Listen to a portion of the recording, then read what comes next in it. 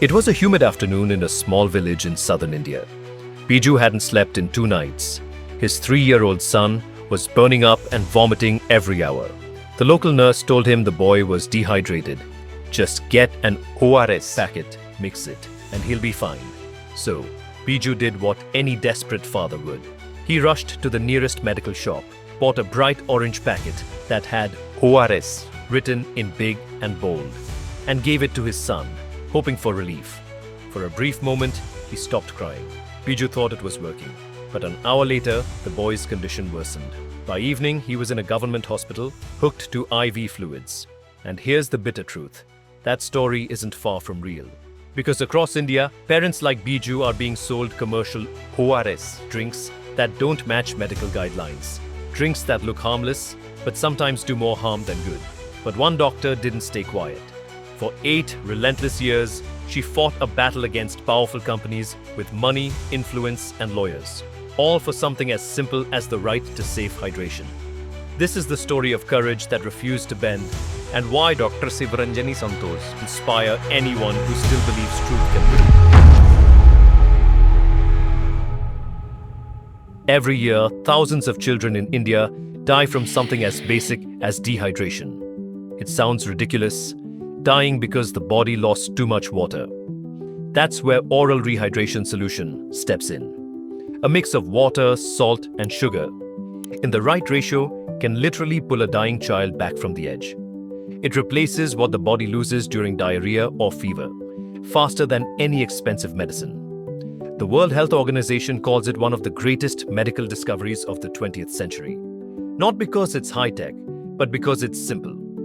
In the right hands, ORS turns panic into hope. It can save a life with just kitchen ingredients. But when something this simple saves lives, someone somewhere always sees a business opportunity.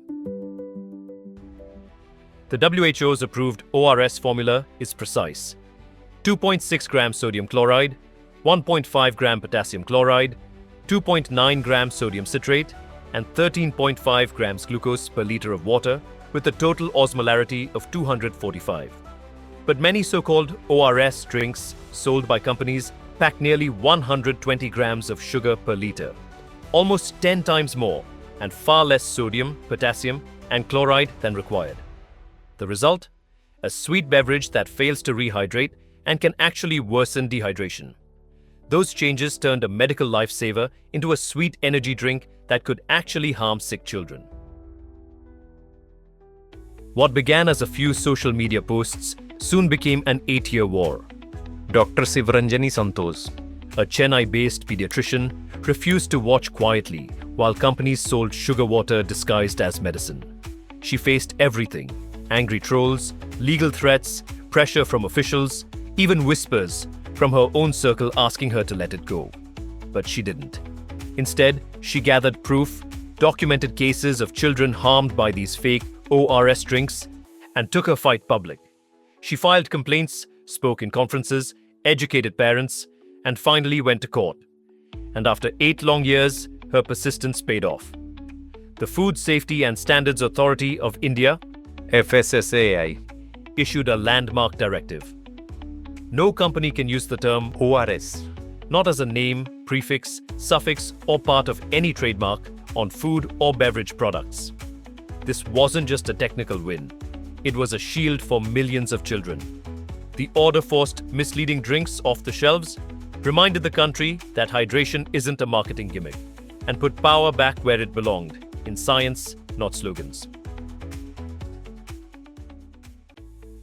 Just as the victory banners were going up, came the twist. The Delhi High Court placed an interim stay FSSAI ban of the ORS label for drinks that don't follow the WHO's formula. A pause in what had been an 8-year uphill battle. The stay came after JNTL Consumer Health, a subsidiary of Johnson & Johnson, filed a petition arguing that the existing stock needed to be cleared and that companies deserved a hearing before the ban took effect. For now, products like ORS can still be sold. But even with this temporary halt, the larger truth stands unshaken. The science is clear, the awareness is spreading, and one doctor's persistence has forced an entire industry to answer uncomfortable questions.